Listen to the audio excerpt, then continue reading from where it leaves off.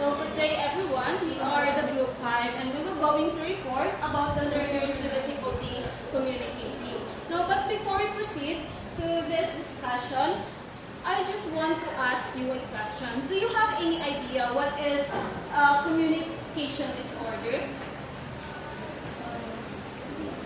I think communication disorder refers to stuttering, forming, the students cannot form simple sentences or cannot speak clearly. Yeah, so yung communication disorder, this talks about those children or those adults na nahihirapan silang i-express yung sarili nila dahil for some factors. So makikita natin sila in different disorders. So we all know that effective communication is very important in the learning setting. So yung mga students na nahihirapan silang i-communicate yung mga ideas and thoughts nila is nahihirapan silang makakuha ng knowledge and also maapektuhan yung educational experiences nila and also yung development nila. So as a teacher, we need to identify or know our important roles na we need to know their characteristics, kung paano natin matulungan sila para ma-manage nila at para maging successful yung learning experiences nila.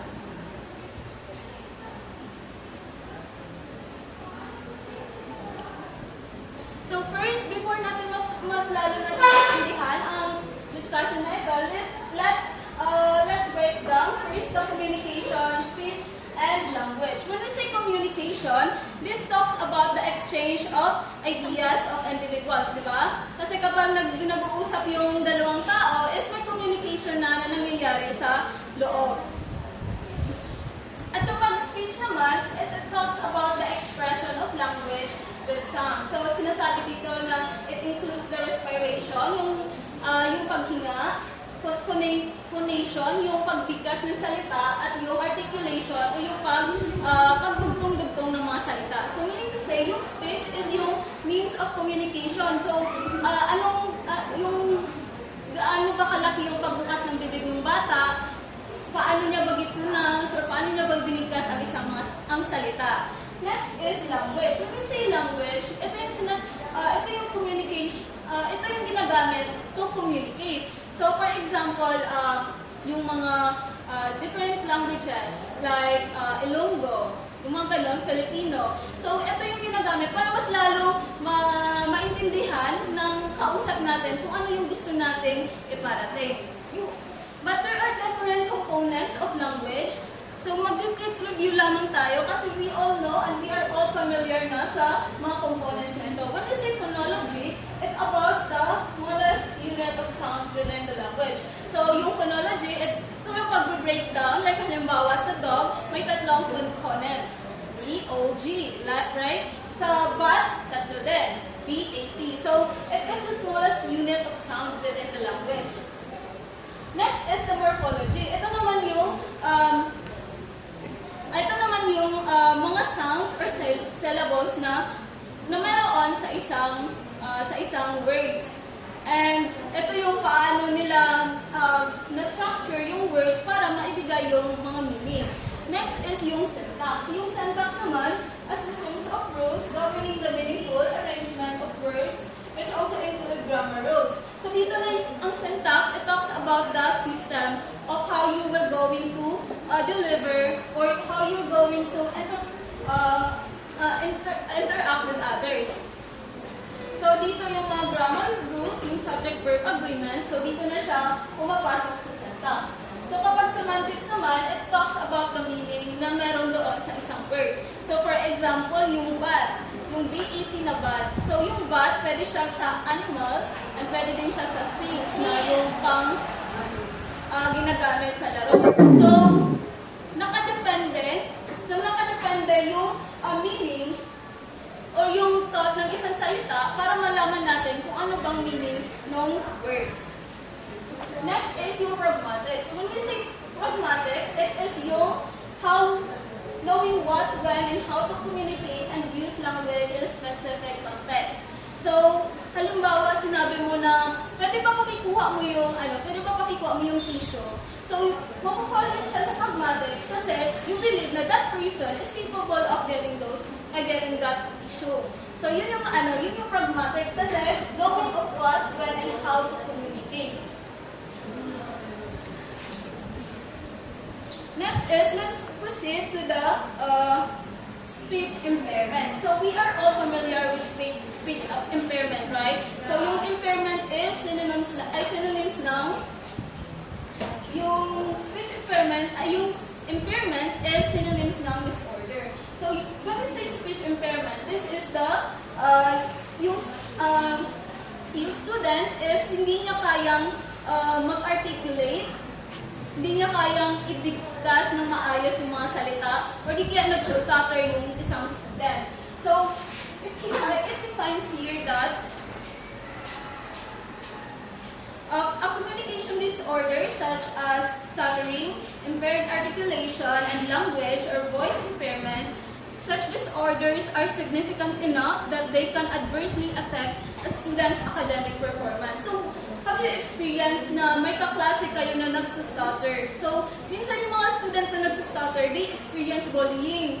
Especially those students who, or yung kapag nagko-compose sila ng mga salita or ng sentences is may blocking na nangyayari. Like, I want, yung ganon, na there's a blocking na hindi agad masagot.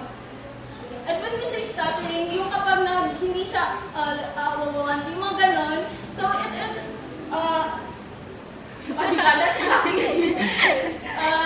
this speech impairment can significantly impact the overall performance of the students. Kasi kapag mayroong speech impairment ang isang student, is maapektuhan talaga nito ang kanyang educational experience sa loob ng isang classroom. Yes. So let's go to the different types of speech impairment. But before that, may papanood akong isang bata na na-experience niya ang aparaxia. So when you say aparaxia, ito yung rare disorder na mahirapan sila i-control yung lips nila, yung jaws nila, and yung tongues nila when speaking.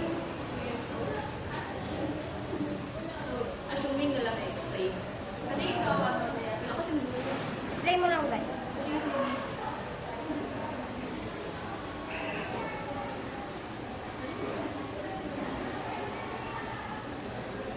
Pwede man i-insert mo na lang yan sa video skip mo.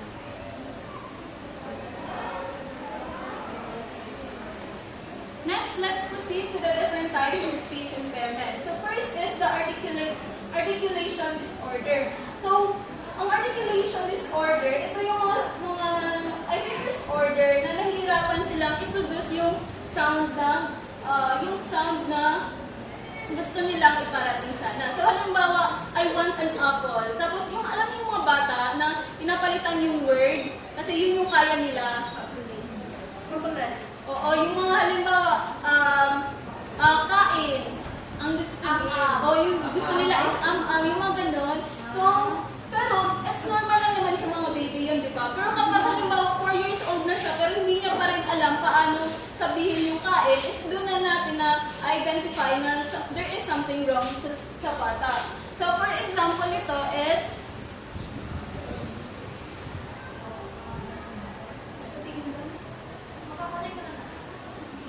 Ba't kasi dahil? Assuming na lang nalagay. next is the phonological disorder. So when we say phonological disorder, it produces multiple patterns of sounds, errors with abuse, impairment of intelligibility. Also noted inconsistent misarticulation of sound. So sometimes able to articulate but not in other words. So halimbawa sinabihan mo sila ng butterfly, tapos ang makaya lang nila sabihin is butterfly, ay ganyan yun. Kasi hindi talaga nila ma-pronounce yung tamang bigkas ng salita. So, let's watch this example.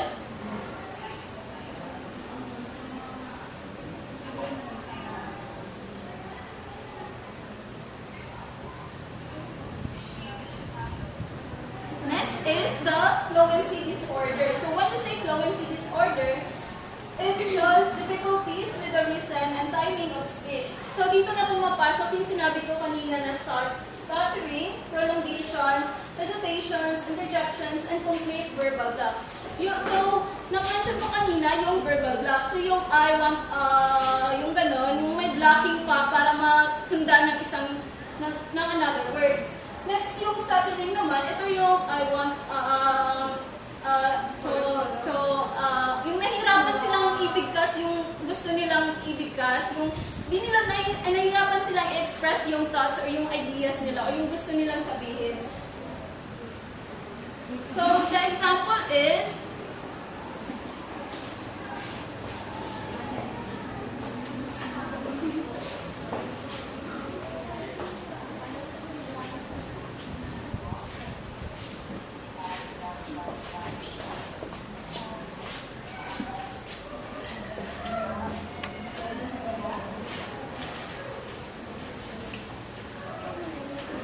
next is, which is lastly, the voice disorder, which shows problems with the quality or use of one's voice resulting from disorders of the larynx.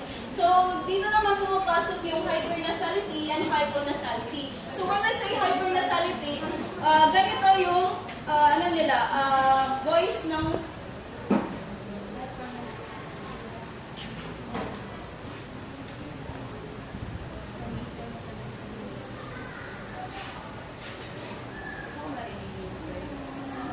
So, ganito yung voice ng mga may hypernasality.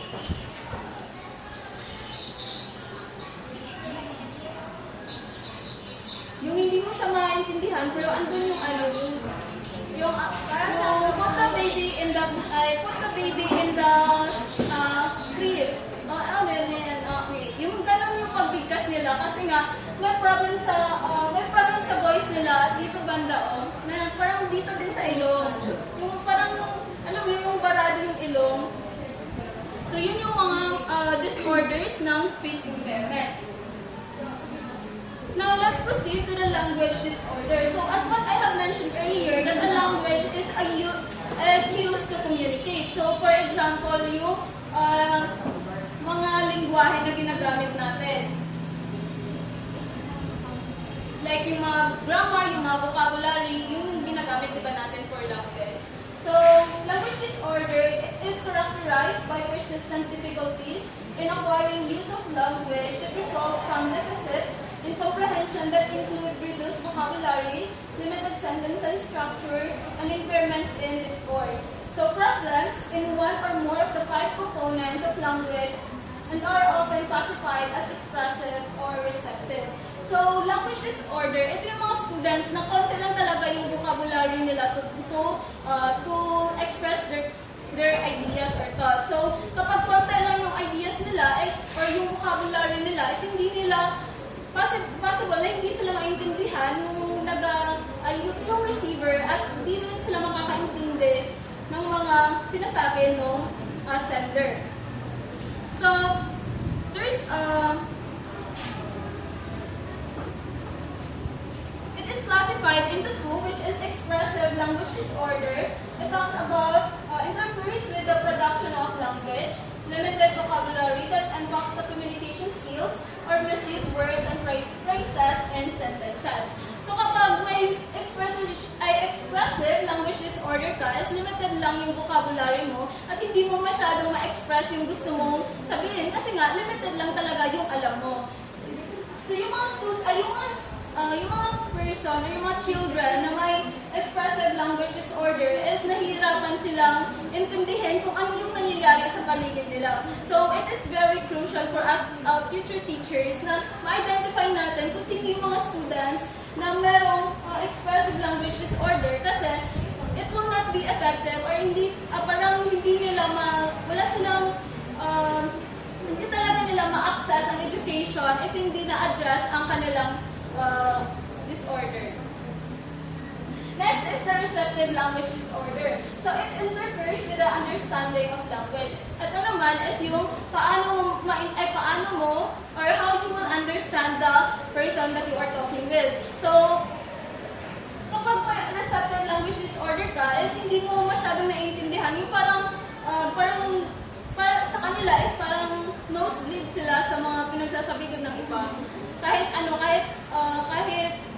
lang basic language lang or basic sentences lang, para sa kanila is nahihirapan na masyado sila. So, ito yung example ng language disorder. So, makikita ninyo na it talks about the Darcy story. So, si Darcy's story is both my receptive and my expressive na disorder. So, hindi nyo maintindihan yung ginasabi ng teacher dito sa harapan. Pero, gusto niya i-try na, gusto niya magpanggap na naintindihan niya lahat ng sinasabi ng teacher.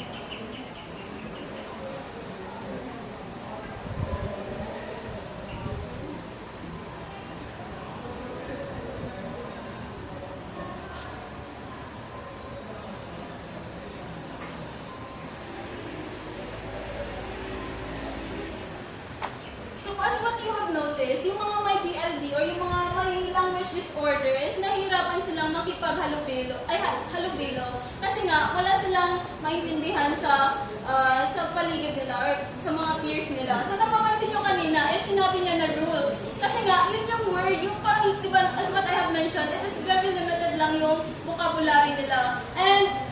And also, nagsalita kanina si Darcy na I don't know what the thing, parang hindi niya talaga makompose ng maayos yung sinasabi niya kasi nga may expressive disorder siya. Expressive language disorder. Next is the autism spectrum disorder. So, mako-call yung ASD dito sa speech or sa communicating disorder kasi part of, one of the symptoms din ng yung natipid ng mga autism is yung non-verbal din sila. May mga non-verbal autism kasi na hindi talaga nila na-express yung mga yung thoughts or yung ideas nila.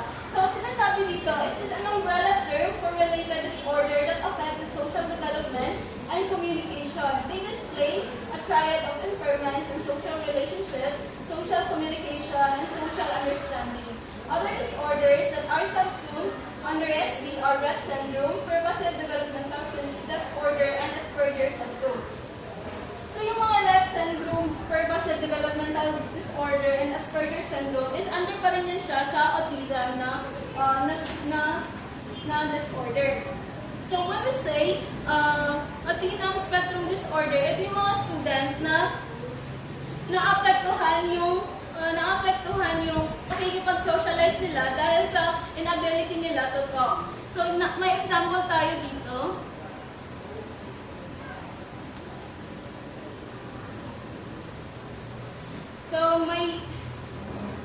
So ganito magbasa ng alphabet ang isang may non-verbal autism.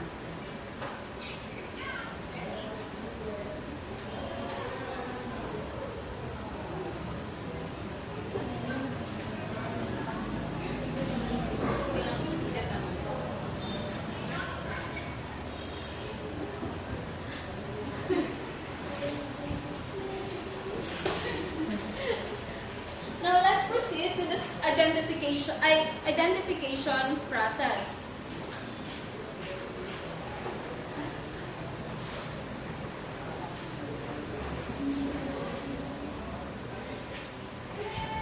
So, communication difficulties is also a red flag para sa mga family members kasi minsan hindi siya agad na-identify kasi akala na normal lang yan, ganyan nga din yung anak mga 4 years old pa before makapagsalita. Yung parang ina-normalize na yun na nahihirapan magsalita yung isang bata. So, minsan is hindi talaga siya na-address kasi nga akala normal lang na parang part lang ng development ng isang bata. So, kapag so, para malaman yung mga students na may communication disorder, it undergo a process of screening. So, sino nga ba ang mag-screening? So, ang mag-screening nito is yung mga early childhood professionals na yung field nila is for the children talaga, for the speech disorders. So, it used questionnaires and developmental checklists. So, malalaman doon sa checklist kung maayos ba ang paglaki or normal pa ba ang ginagawa ng isang bata. Next is, yung mag-receive naman or yung ma-receive ng children na may disorder is educational supports and accommodations. So, i-accommodate na ngayon ng mga professionals yung needs ng student para ma-address yung disorder. Next is, if difficulty is pronounced, referrals can be made to developmental pediatricians, speech and language pathologists, and occupational therapists. So kapag nalaman na talaga or like confirm na talaga siya na may disorder siya, is it can be referred to the following, yung mga medications, yung mga speech and language pathologists na kung saan sila talaga yung marunong mag-handle ng mga student na may disorder in speech. Next, let's go to the speech and language evaluation components. So first components is the case history and physical examination. So yung mga mag-evaluate is they need to know or they need to have insights on what is the background of the student, of the child. Like halimbawa dito is yung developmental history, yung health record, yung mga test score na ginawa dun sa screening, and adjustment in school, yung mga kung mababa pa ang performance niya sa school. So it includes examining the child's oral theoretical mechanism. So one of the screening then is yung oral theoretical kasi nga may hyper nasality din kasi na naapektuhan yung lentax nila. Next is yung hearing. So one of the components is hearing kasi nga yung sinasabi dito na one of the factors daw kaya daw may disorder ang isang student or yung bata is dahil hindi maayos yung pandinig nila. So, kaya kasali siya sa components ng pag-evaluate ng speech and language kasi hearing is a very important tool para makakapag-communicate sa ibang tao. Next is the articulation, yung paano sila magbigkas or paano sila maggawa ng mga words. Next is phonological awareness and processing. So children with difficulties in processing sounds in language as well as hearing, segmenting, and identifying phonemes and words may experience problems with expressive and receptive spoken language and learning how to read. So phonological awareness, the ability to read the words or the syllables, yung mga ganyan. So kapag nahihirapan like mga 7, yung hindi pa yun talaga, yung, as what I have mentioned, di ba may phonological disorder? So kapag yung mga symptoms na yun is ma-identify ng mga screeners o yung evaluators, is possible siya na mapupol pa rin sa disorder. Next is the overall language development and vocabulary. So using formal tests to measure child overall language development and vocabulary. So dito naman is alamin na ng evaluators yung mga syntax, yung grammar, ng paggawa ng student, ng child, kung maayos ba ang kanyang pag-compose ng mga sentences.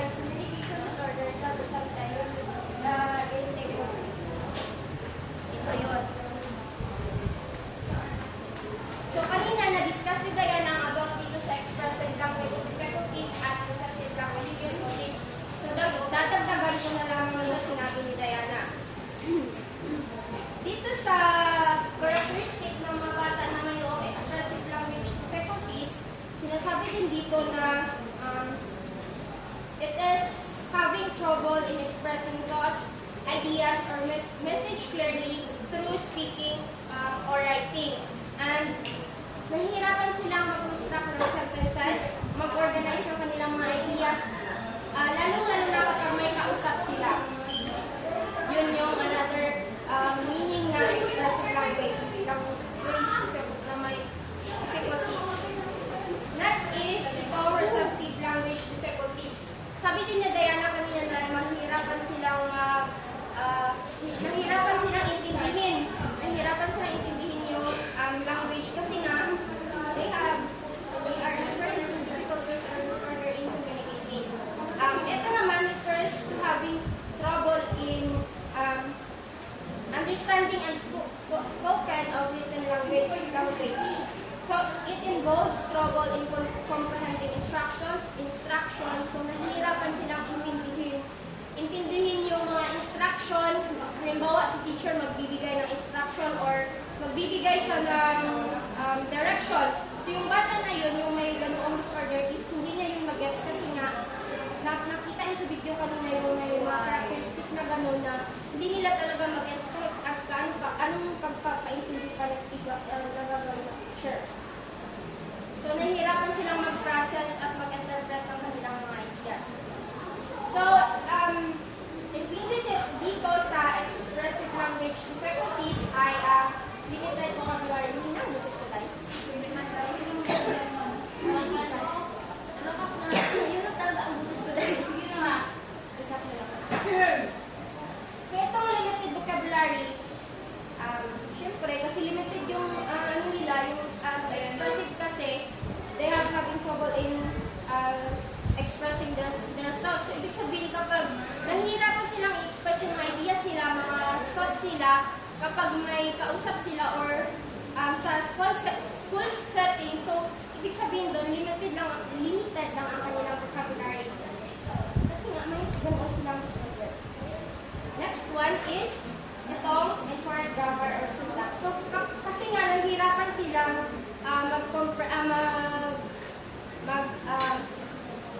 mag-express ng kanilang mga ideas in a clear way. So, mahihirapan din sila sa grammar. So, maaaring magiging incorrect yun. Incorrect grammar or syntax. So, hindi magiging madali sa kanila when it comes to constructing a grammar. Next one is itong expressive repetition of information. So, itong expressive repetition of information, halimbawa kapag itong repetition kasi halimbawa magbibigay ka ng sa isang activity. So, kailangan mo ulit-ulitin yung parts na yun kung saan makakaintindi yung bata na may ganoong disorder. So, ang gagawin mo, i-present mo siya in an interesting way. So, mag-iisip ka ng paraan kung paano siya makaka-engage doon sa tinuturuan mo na magiging interesado sila na matuto doon na halimbawa na activity. So, itong difficulty in formulating questions, kasi nga nahihirapan sila na mag-organize ng kanilang idea, mas nahihirapan silang sa pag-construct ng questions. So, hindi nila kayang gawin yun kasi nga sa pag-intindi pa lang ng idea, sa pag-construct, sa pag-formulate pa lang ng idea, hindi na nila kaya. So, how come na makaya din nila yung pag-construct ng sentences? Yun yung characteristic na under sa expressive language difficulties. Next is itong receptive language difficulties. So, under dito is yung following oral direction. When we say oral direction, kasi yung pagbibigay ng direction or instruction is oral. Oral, when we say oral, yung sinasabi, verbal. Yung sinasabi talaga nila ang instruction or direction. So, sa ganitong disorders, halimbawa magbibigay si teacher ng direction or instruction inside the class. So, yung bata na yun is hindi yun makikinig at hindi niya mag-gets yung sinasabi ni teacher kasi nga hindi niya maintindihan because the children experiencing difficulty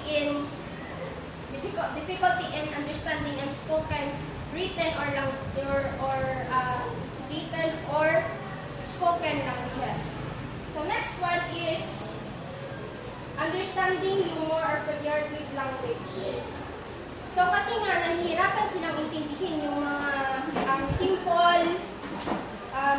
simple instruction, nahihirapan silang comprehend ng mga ideas, and then yung mga meaning ng mga words na yun. So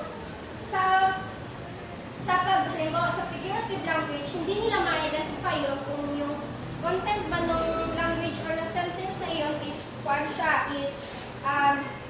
funny ba, or ano ba, jokes, sarcasm, or other form of comedic expression. So, hindi nila malalaman yun kung ano ba ang dapat iparating nun sa mga nagabasa or nag-introduce nung sentence na yun. Kasi na, they have receptive language difficulties.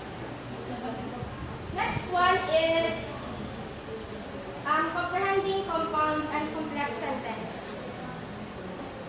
So, sa comprehending and compound sentence, ang importante kasi dito is maintindihan ng bata ang structure and meaning ng sentences. So, kapag nahihirapan silang intindihin yung mga bagay na iyon, wala silang halimbawa sa isang setting, wala silang matutunan doon kasi nga, sa pag-intindi pa lang ng simple structure or meaning ng language, hindi nila magawa,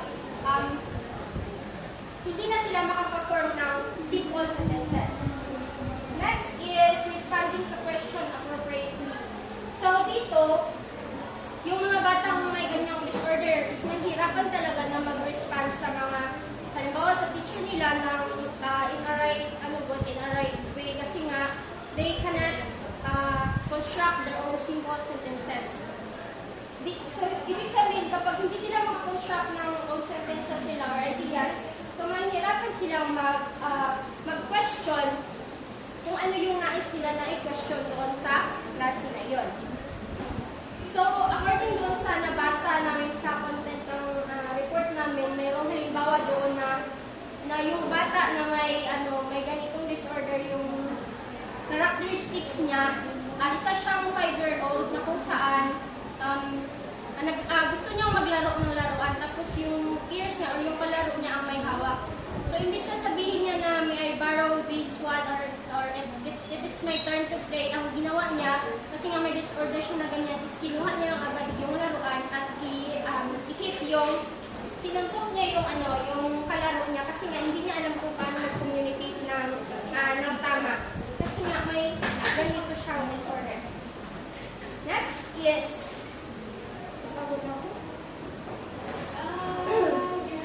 so, according to Greg 2016, teachers and professional, so ang content naman nitong na ito is parang tayo good as a future teacher or yung mga teacher na responsible for this classroom setting na tayo yung inaatasan na dapat tayo yung unang umintindi sa mga batang may ganung disorder kasi nga tayo yung parang may knowledge about kung paano sila i-handle. Next, itong letter D, which is general educational adaptation. So in general education adaptation, so when the student difficulty in communicating, so itong general education adaptation can help create an inclusive learning environment that support the learning and social development of the student or of the person or pupils. So there are different strategies and accommodation will be used to provide a level playing field for the children with communication difficulties or disorders. So ito yun.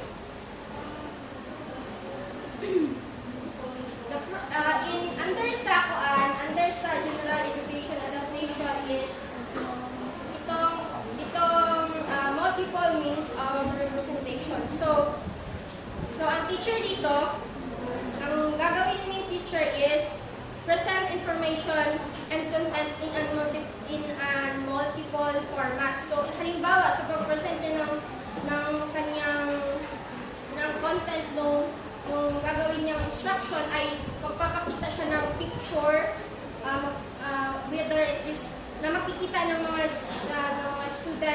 auditory and tactile, which is nahahawakan nila na yun yung magiging paraan para magiging interactive yung klase at magiging engaged na yung student doon sa mga ituturo ng teacher. Offer varied methods for acquiring information such as multimedia, presentation, graphic organizer, interactive simulation, and hands-on activities na mag-cater yung different learning style ng bata at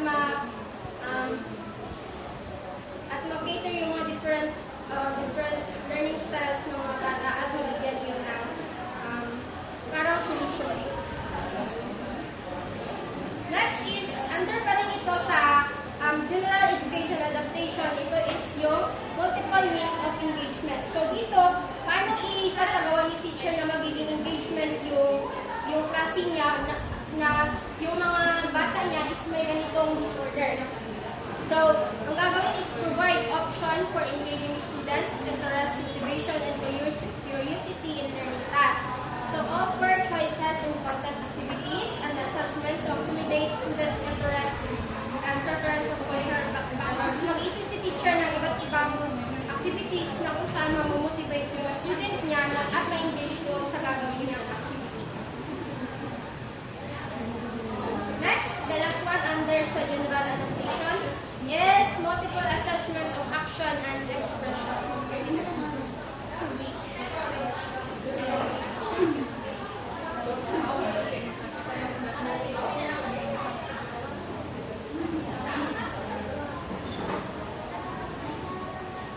So dito, support student in illustrating their knowledge, skills, and understanding through diverse means of expression. So example, verbal, written, or visual na kung saan ma-engage yung student at na mamomotivate sila na gawin yung ipapagawa ni teacher. And then provide tools, resources, and technologies that facilitate students' ability to communicate, organize thoughts, and showcase their outcomes. So makita lahat yung capabilities, skills, and knowledge ng bata.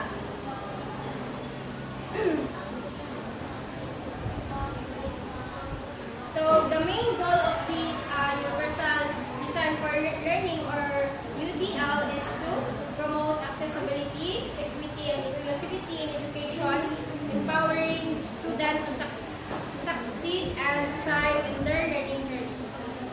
Next one is the practice tips, practical tips in the classroom. So ito yung mga tips na gagawin ni teacher para ma-address niya yung mga bata na mayroong ganung disorder. So the following list provides practical suggestions that teacher can use in the classroom. So these suggests are best implemented in the classroom that promotes a supportive and respectful culture, one that acknowledge and accept diversity and allow student accommodation for learning. So itong tips na ito is parang best talaga siya na gawin ni teacher para ma-address niya yung pangangailangan ng mga bata na may ganung disorder or yung learning communication disorder. So ito na yung tips. 11 na tips ito na kung saan magiging effective yung pagkamalunok mo sa batang may ganitong disorder or difficulties. Number 1, allow the teacher to sit near allow the child to sit near the teacher and the blackboard, away from auditory and visual distractions such as window and the door. So, una-una mo, ang tips na ito is parang iyan mo si student, ilagay mo siya sa place na kung saan walang window, na kung saan para ang way na yun, para makapag-focus lang siya sa iyo at matutunan niya yung gusto mong itulong sa kanya. Next one is get the child attention before giving direction for the child's name or prearrange signals, so such as tap on the table or hand on the shoulder. So to help the child focus and listen the direction. So pwede mo munang reinforce yung bata, magbibigay ka ng halimbawa bibigay ka ng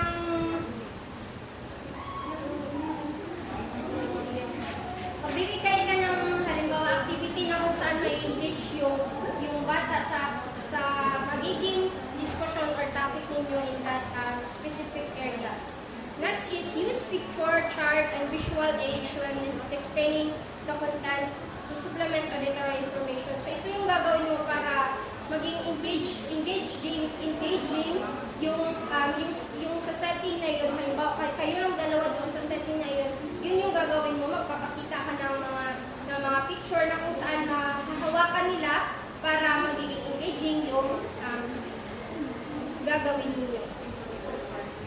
Number 4 is speak slowly and very clearly without exaggerating speech. So, dapat kapag magbibigay ka ng instruction, dapat sabihin mo siya in a nice and slowly way para maintindihan mo bata na may ganitong disorder. 5 is simplify direction into short steps.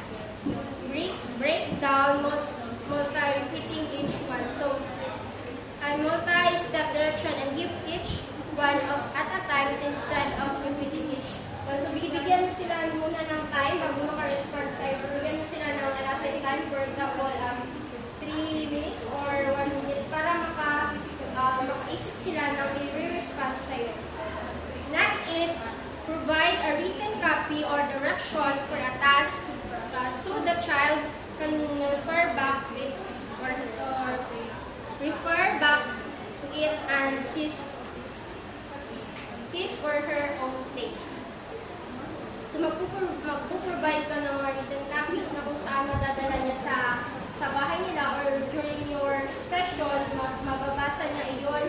Mayroon siyang mag-serve yun ng kanyang guide para mas madaling matuto in terms of communication. Next is use gesture to clarify information. So, dapat gamitan mo sila ng mga gesture at iba't iba pa mga gesture para makuha mo yung attention nila. Next is use peer meditated instructions so that peers without difficulties can serve a language models and learning buddies. So, i-prepare mo sila sa mga bata na kung saan walang disorder na kung saan matututo sila doon at parang mag-serve yun na kanilang example at gagayahin nila yung bata na yun para sa ganung paraan may matutunan sila sa kanilang mga peers. Next is provide extra time to prepare for oral language activities. Do not call children with communication difficulty or disorder to recite first in class. Call other typically development children first to serve as language models. So, kapag magpa-oral language presentation, dapat ang unang mong tatawagin doon is yung batang walang communication disorder or difficulty para mag-serve yun na example at saka yun yung magiging gagayahin ng mga batang mayroong disorders or difficulty in communication. Number 10 is model correct language forms and use appropriately. Wait time 3 to 5 seconds or more to give the child time to think and respond. So, first mo gagawin is i-model mo yun and before mo ipagawa sa mga bata is bibigyan mo sila ng allotted time 3 to 5 minutes. The last one is explicitly teach vocabulary that is needed in the learning context to promote better comprehension. So when you say explicitly, ibig sabihin you teach it in a clear and concise way. So para ma-address yung mga pangangailangan ng mga batang mayroong community disorders or difficulties. So, itong mga tips na ito at saka yung UDL na